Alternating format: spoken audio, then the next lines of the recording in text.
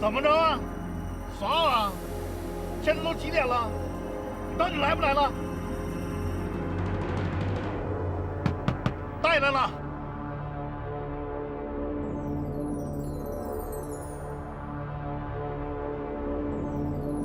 好吧，你就说说你的账号吧。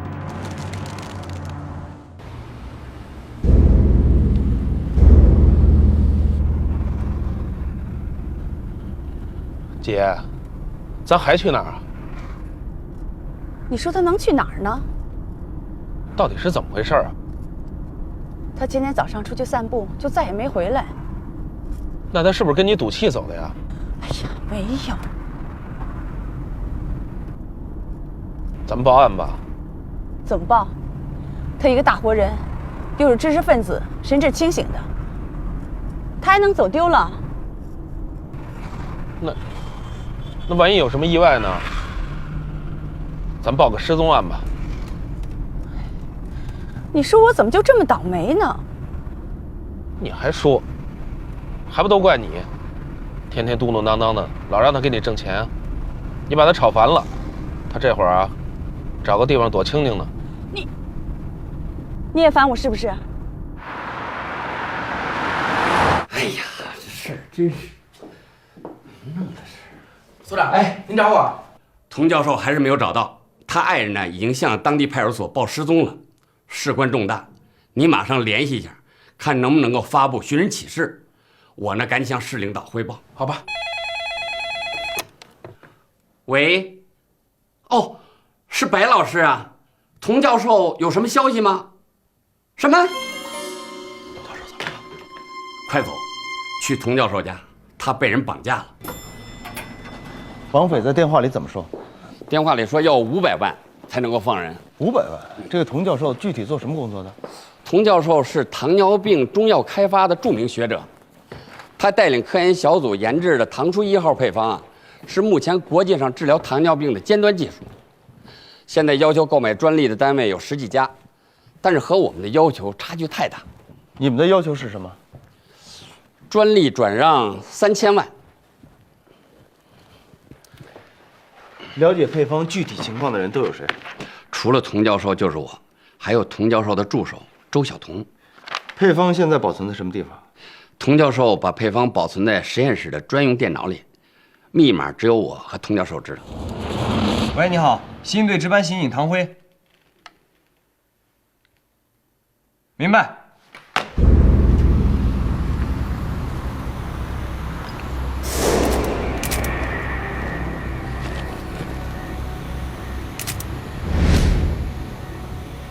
宋队，来，你看，这是一枚右脚嫌疑，流血留下的43码，主人的身高应该在1.76米到7、8之间。这是一枚左脚的脚后跟嫌疑，皮鞋留下的。来，这是个车辙的轮胎印，很明显是辆越野车。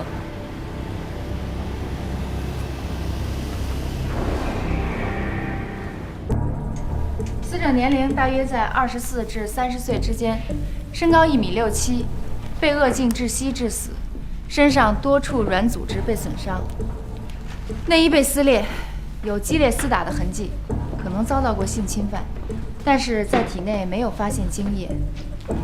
从胃内容物来判断，死亡时间应该是在24小时之前。就是说，前天17号的午夜时分。没错。案发现场那么偏僻，一个女孩子怎么可能深夜来到这种地方呢？所以，被害人跟凶手偶然的相遇的可能性不大。只有2种可能：第一，被害人和凶手一块来到现场，然后被害；第二呢，他已经被害，这是抛尸现场。所以我们必须在全市展开全面调查，争取找到被害人的线索和那辆越野车。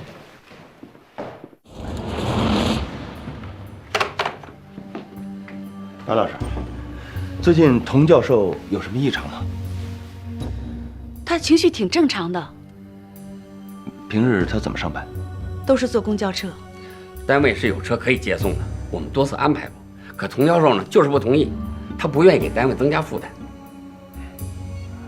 白老师，童教授他得罪过什么人吗？没有，像他那种脾气，能得罪谁呢？童教授是个老学究，与世无争，没跟任何人闹过矛盾。你说是绑匪另有图谋？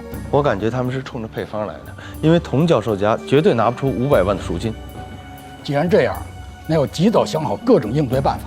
好，现在尽量拖嘛。好。还带酒啊？好。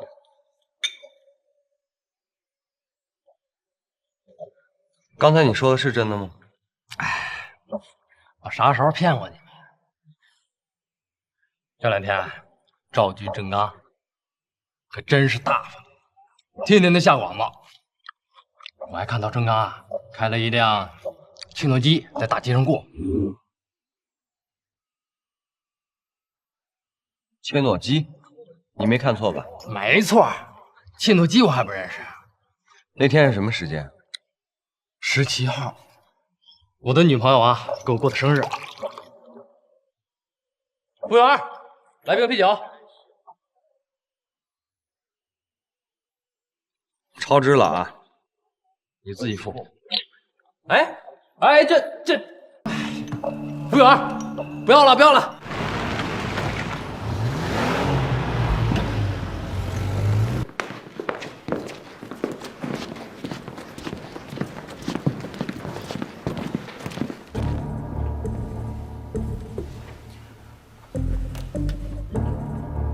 赵局，知道为什么抓你吗？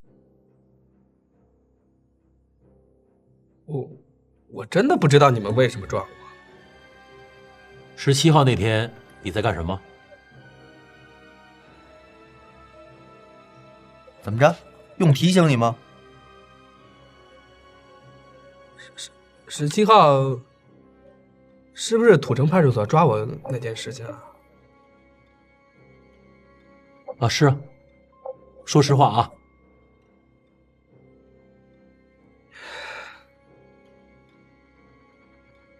17号，我跟郑刚在他们家打麻将，结果赢了点钱，然后晚上就去老爷城蹦迪了。那蹦迪以后呢？刚才不是说了吗？让警察抓走了。说详细点。那天喝酒喝多了，和一伙新疆人打了起来，后来警察来了，把我们带走了。第2天上午才放出来。哎，我说警察同志，这事情都已经处理完了，保证书也写了，这还有完没完呢？那辆车呢？车？什么车？装糊涂是不是？切诺基。哦，那车呀，是偷的。偷的？在什么地方偷的？什么时间？就在那个星辰小区外头，1个多星期了吧？是我和郑刚一起干的。车牌号是多少？京 A 70583。车呢？卖了。卖了？什么时候卖的？就昨天啊。卖到什么地方了？那是郑刚联系的，可能是河北，具体怎么回事我也不清楚。郑刚现在什么地方？他去送车了，他回没回来我不太清楚。带走。白老师，有我们在，您不用紧张。绑匪再来电话，您就尽量和他周旋，这样我们才有足够的时间查出他的方位，好吗？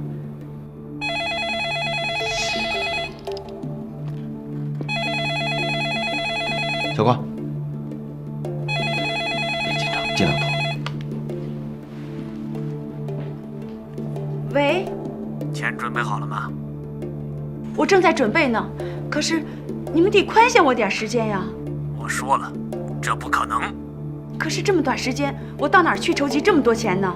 别废话，现在不是谈条件，想要童清涛平安无事，你就把钱准备好。可是你们要的是500万呀，我们都是工薪阶层，我到哪儿一时找这么多钱去呢？那好，我可以给你指条路，缺额的那部分，你拿配方顶。配方？什么配方？别装糊涂。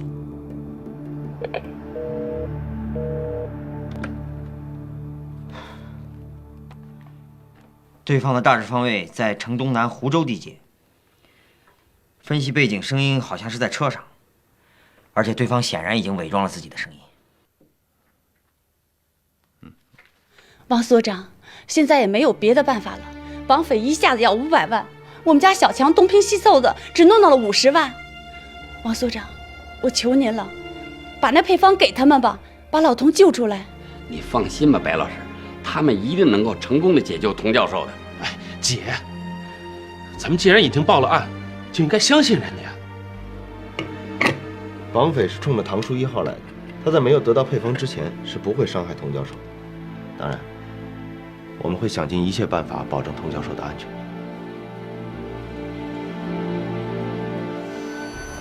这是4个主要知情人：周晓彤，童清涛的助手，参与了唐书1号整个的研制过程。他知道全部的配方，同时拥有这个专利。王春雨，中医研究所所长，配方的知情人之一。他是我国恢复高考以后的第一批中医药学研究生，出身中医世家，同时享受政府津贴。郭凯，是民营医药企业当中少有的几个领军人物之一，旗下的广东金星医药集团与研究所有长期的合作，同时也是洽谈唐书1号专利转让最深入的一个单位。现在谈到什么程度了？因为转让费意见不太一致，目前没有往下进行。那差距有多大呢？郭凯出价2000万，研究所开价3000万。不过郭凯私下发誓说，不惜代价也要把唐书1号这个项目拿过来。你们要把情况想得再复杂一些，可以先答应绑匪的条件，争取实际。记住，保护人质是第一位的，这点绝不能含糊。要尽快和郭凯接触。他已经从深圳往童家打过电话，知道了童教授被绑架的事情。他显得很着急，说尽快要赶回来。喂。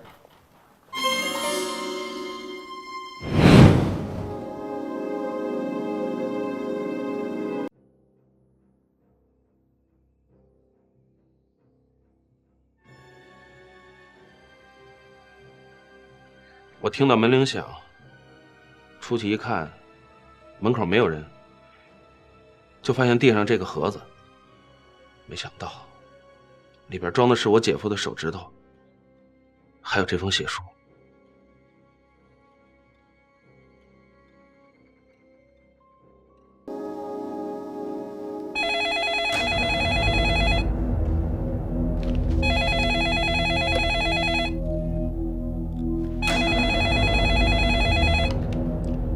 喂，钱准备好了吗？哦，我们正在想办法呢。把电话交给你右边的刑警。哦。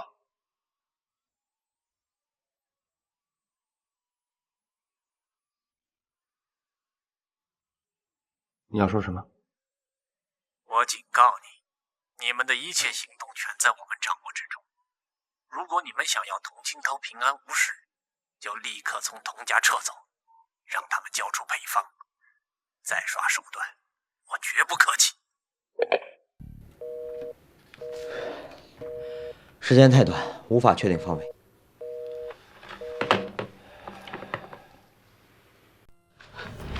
王所长，我求您了，把配方给他们吧，这伙人没有人性，他们会把老童折磨死的，我求您了。快起，姐，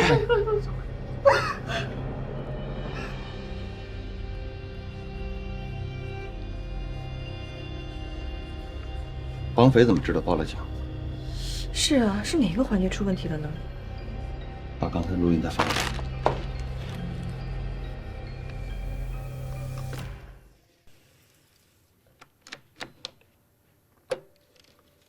你要说什么？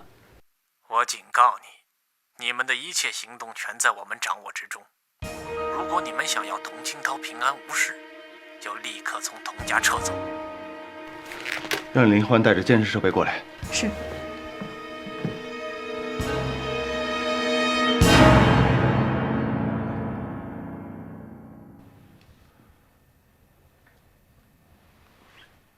陈队，对面5楼确实有问题。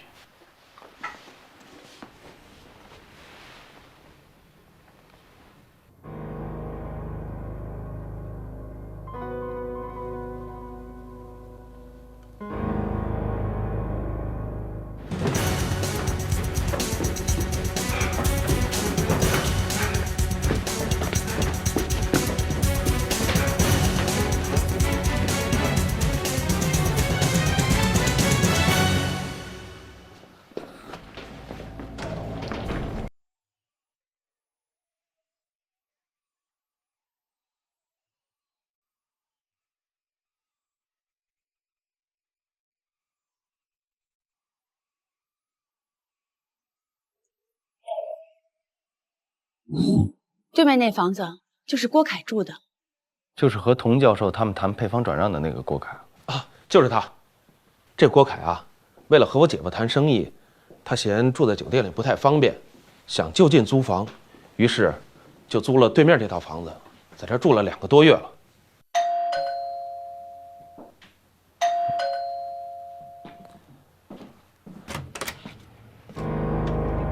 是你？白老师，这位是郭凯。你就是郭凯？是啊。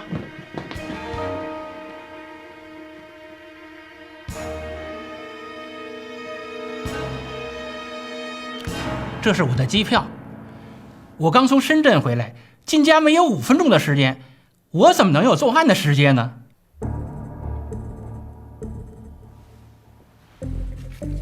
你到深圳干什么去了？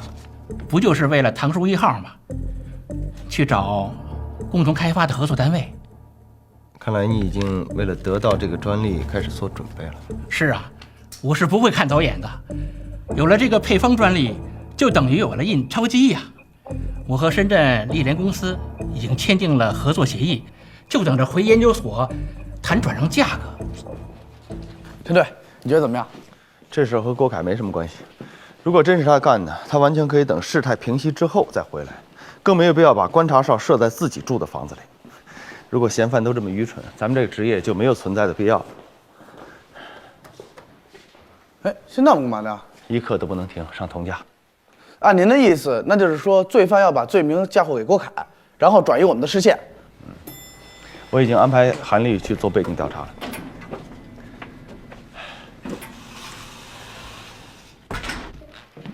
哎，陈队长，你再这么耗下去的话，不但我姐夫性命难保，我姐的身体你也看见了，扛不住了。可是绑匪掌握了我们的行动，我在想，王所长，只能用配方来交换了。配方不能交，我们也没有权利交啊。可绑匪现在太猖獗，这种情况下，保住人质的性命是第一位的。我向领导汇报。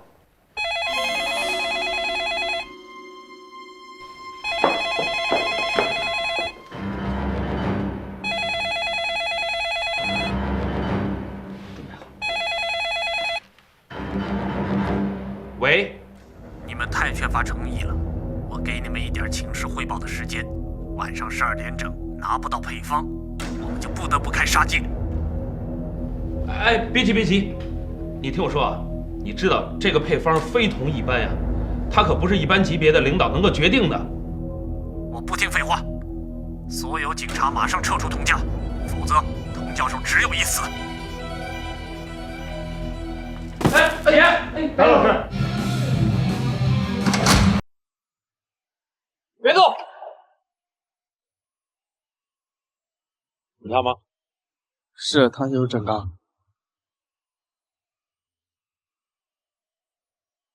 双手抱头。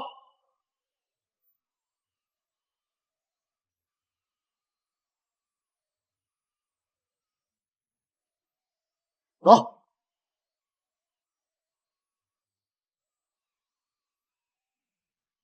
你把车卖哪去了？河北唐山，一个叫关外大侠的人，说他的姓名。不知道，大家都这么叫他的。怎么和他联系的？我也是通过中间人介绍的，我不认识他。 17号那天你们都在干什么？ 17号。前天的事儿都记不住了？我们在赵军家打麻将，后来去了迪厅，再后来和几个新疆人打起来了。后来警察把我们带到土城派出所，第2天上午才放出来。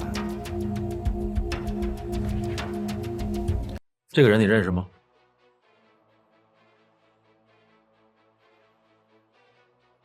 不认识。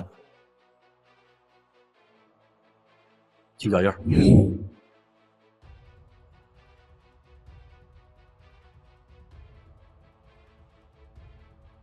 交警大队已经联系过了，近期内没有接到暴尸越野车的案件。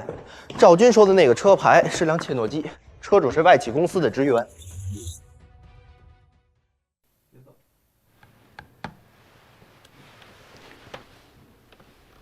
姐，你别哭了。王所长不是已经答应把配方传过来了吗？咱们交出配方，姐夫就没事了。可眼看就要到时间了，王所长配方怎么还没有发过来？你先别急，我马上打电话催他。既然咱们已经答应把配方交出去，就是耽误点时间，姐夫也不会有什么危险的。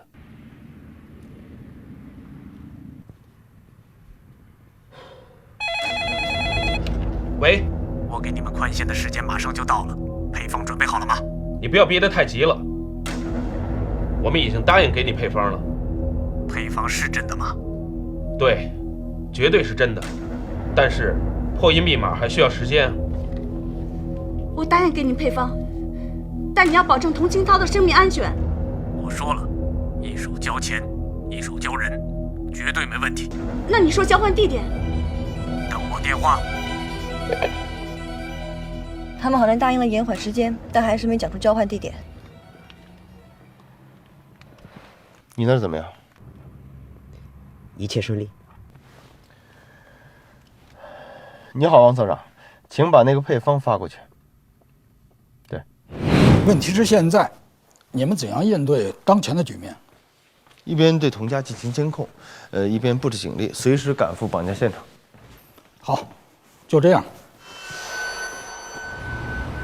刚刚得到河北警方的消息，他们已经找到了那个专门倒卖黑车的所谓的关外大侠，但是在1个月前他出车祸死了。土城派出所人证实，17号的晚上把赵军带走，第2天中午才放出来。调查失踪人口的情况有进展吗？没有，我已经查遍了全市的失踪人口资料，没有发现有与被害者吻合的情况。马上发协查通知，尽快确定死者身份，另外抓紧找车的线索，分头行动吧。明白。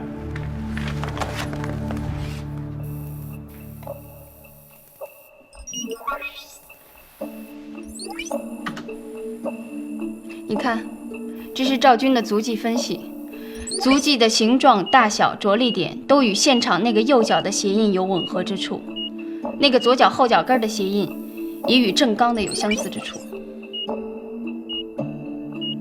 能确定是他吗？80%。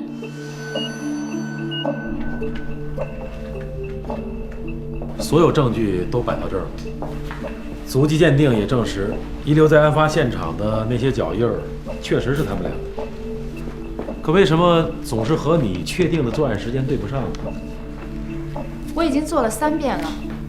死者的胃内容物有60%都没有消化，那也就是说，他是在饭后4个小时被害的，也就是17号的夜里11点至12点之间。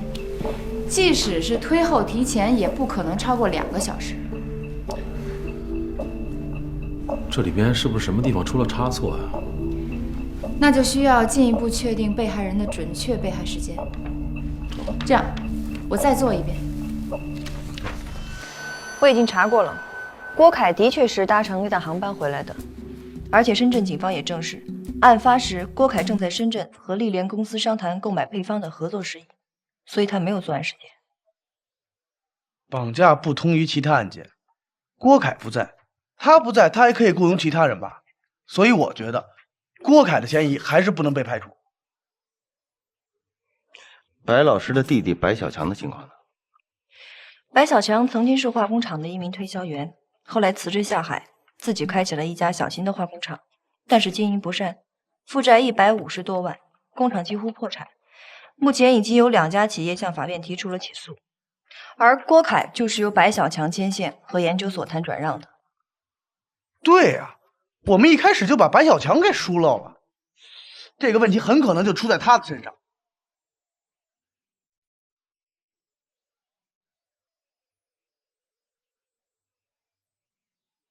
陈队，我们下一步该怎么办？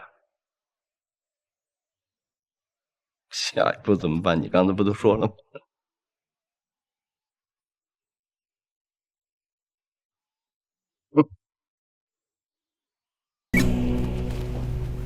喂，好。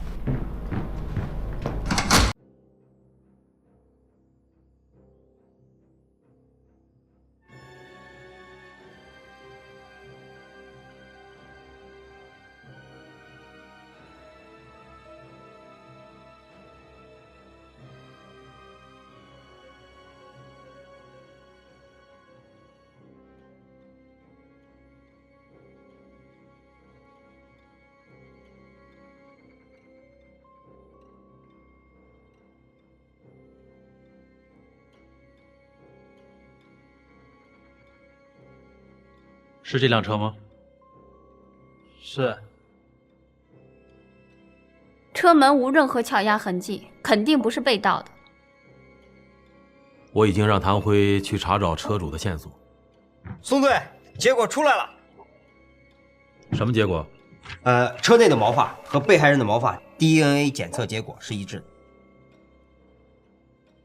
看来，即使不是他们俩杀的人，遗失也一定是他们干的。孙队，有线索了。车主是海口旅游公司的经理，是他把车借给了搞摄影女朋友。这是他女朋友的照片，跟被害人长得非常相似。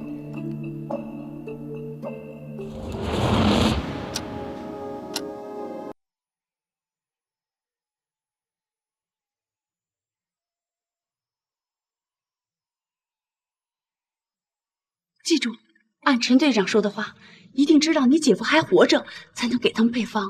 姐，你别给我提那陈兵了，没他们瞎掺和，我姐夫早回来了。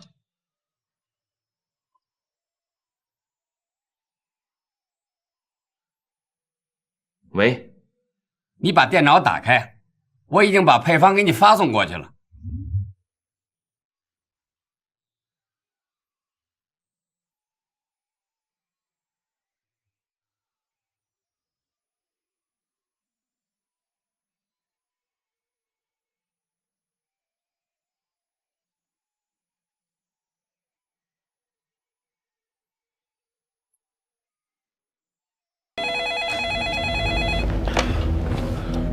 喂，我给你们宽限的时间马上就到了，配方准备好了吗？准备好了，但我要和老童先通话，你让我知道他现在还活着，我马上就给你们配方。你怎么这么糊涂？别答应他们，绝对不能交出配方。老童，你还好吗？别管我，配方不能给他们。听到了吧？他还活着。那好，我答应你们。你说交换地点。我给你邮箱地址，你把配方发送过来，我这边立马放人。是童教授本人在说话，不是录音，而且还是没有背景声音。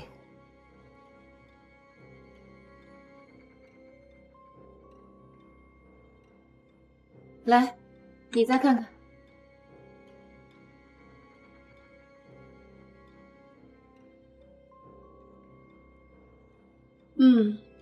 确实是水藻。你再看看这2个，这个是隔离带上的尘土，这个是河水中的细沙。这么回事？是从被害人的衣服上分离出来的。那水藻呢？在被害人的鼻腔内发现的，可是在他的口腔和气管当中都没有找到。这就说明被害人在被害之后被沉溺在河水当中有一段时间了。这样看起来，案发现场很有可能就在河边附近。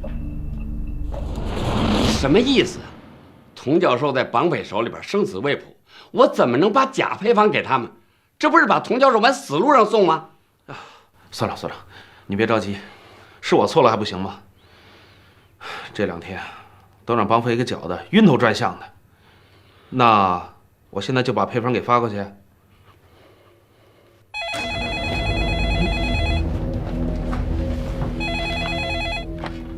喂，你们到底什么时候能把配方发送过来？你不要3番5次的耍我们，我们的忍耐是有限度的。目标在这里。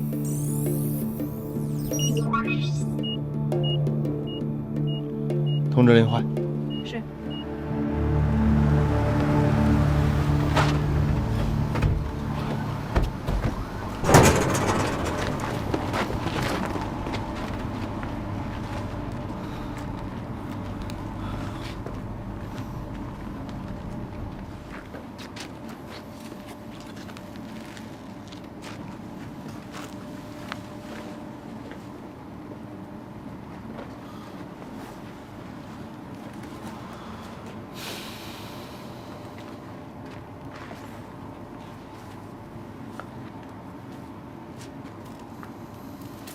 喂，陈队，一个人都没有了，在现场只发现一滩干涸的血迹。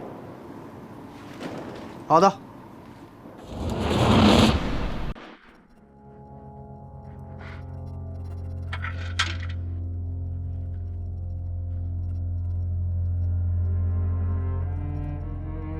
鞣酸。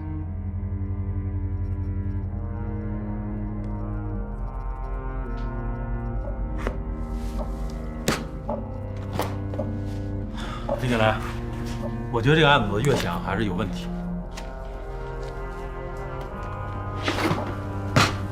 这儿等我。好。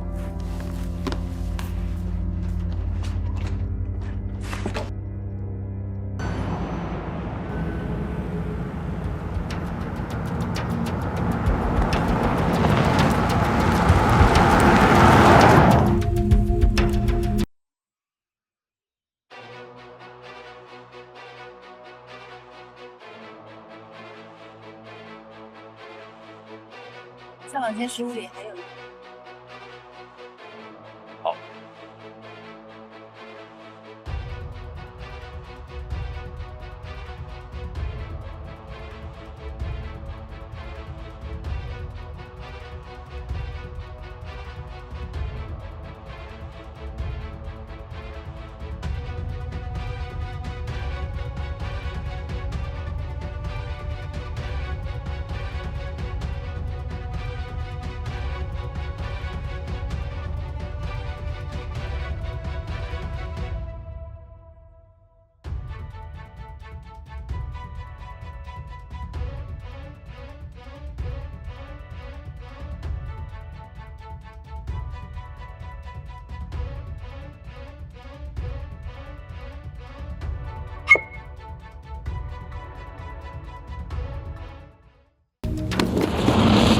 姐，你干嘛去啊？我去找陈队长去。干嘛呀？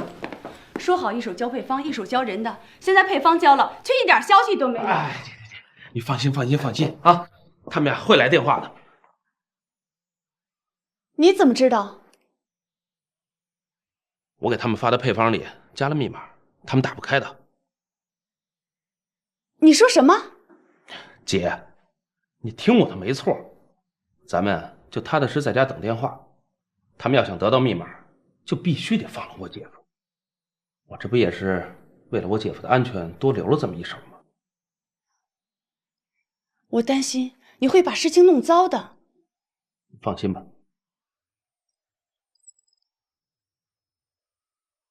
老板，配方打不开。废物，怎么打不开？他们给加了密码。哼，真是废物。配方当然是真的。为什么打不开？我加了密码，你马上放人吧。你别再节外生枝了，就按照咱们事先谈好的条件兑现，我就给你密码。成，我马上兑现，把尾款打入你的账号。不，我们当面交换，好，你下午3点到天意宾馆315房间来找我。带上你的电脑，当我面把配方密码解开，我就把尾款给你。好，好，就这样。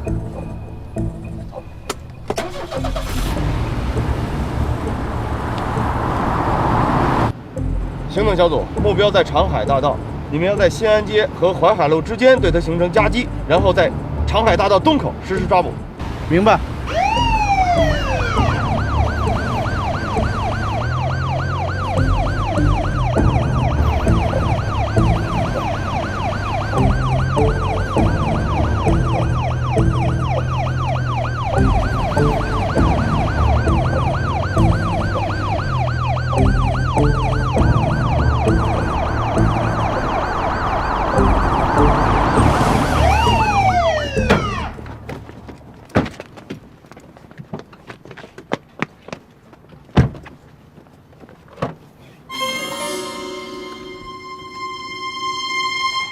结果出来了，死亡时间误差的原因就在这条河上。什么意思？在这条河的河水中含有一种鞣酸物质，这种物质是加工皮革时使用的一种防腐剂。这种防腐剂可以延迟皮革的腐化时间。实际情况是在这条河的上游确实有一家小型皮革箱包加工厂，工厂的废液都排泄在河中。尸体被沉在河水中，这种物质刚好起到了防腐作用，阻碍了死者胃内容物的腐化进程，和我们判断的死者死亡的时间正好延迟了1天。所以真正的死亡时间应该是16号的晚上9点钟左右。没想到环境污染让我们绕了这么大的弯路。也许这是个不错的论文题目。说，16号你们都干了些什么？16号。这么快就忘了？17号的事情你们不是还记得清清楚楚的吗？怎么16号的事情就忘了呢？16号我在家哪没有去啊？16号那天你和谁一块去了江庄？是不是还在一个老乡家里吃了午饭？没有啊。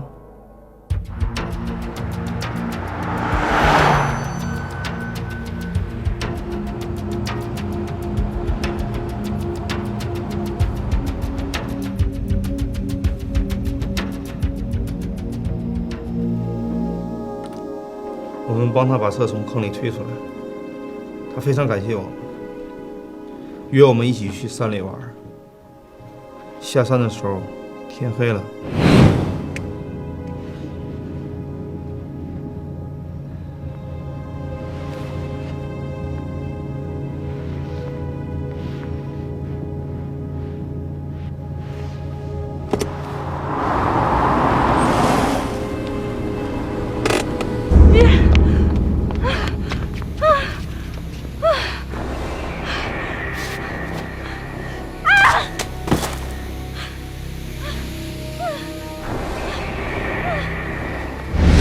后来，我们就把他扔在了河里。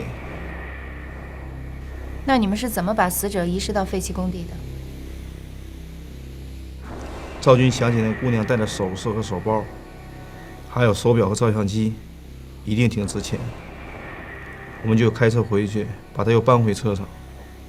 到了废弃工地那里，我们把她身上的财物收拾完，本来想把她埋起来，可是没有工具。又怕碰上巡夜的警察，我们就把他扔在那儿。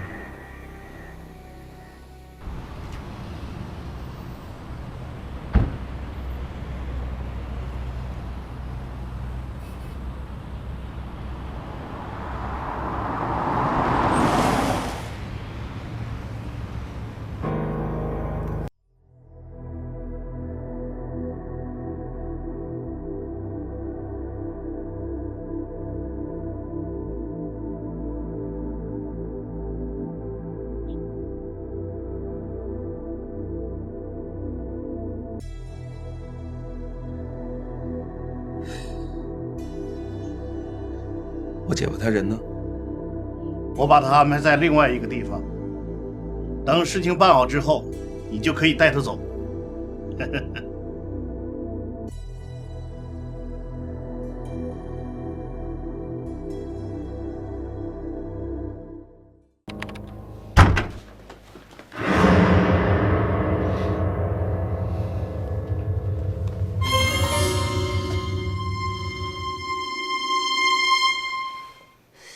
小强，真的是你？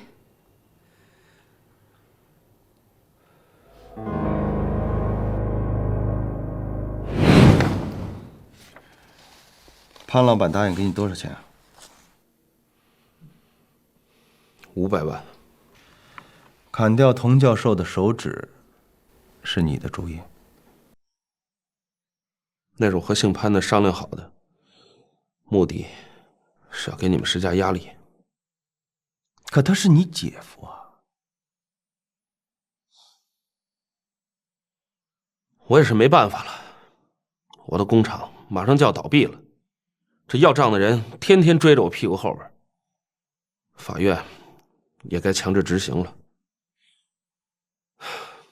这2天跟你们周旋的，我也实在太累了，真想好好睡一觉了。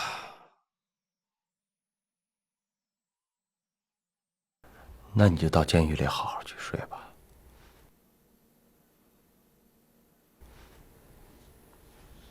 带走。起来。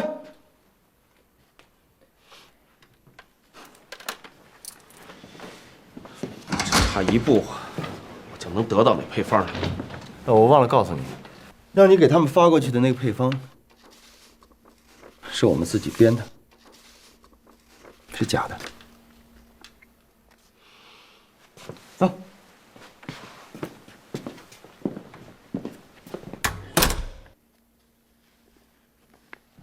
动动脑子，国家机密怎么能允许你送人？请订阅频道，帮我们留言、按赞、分享。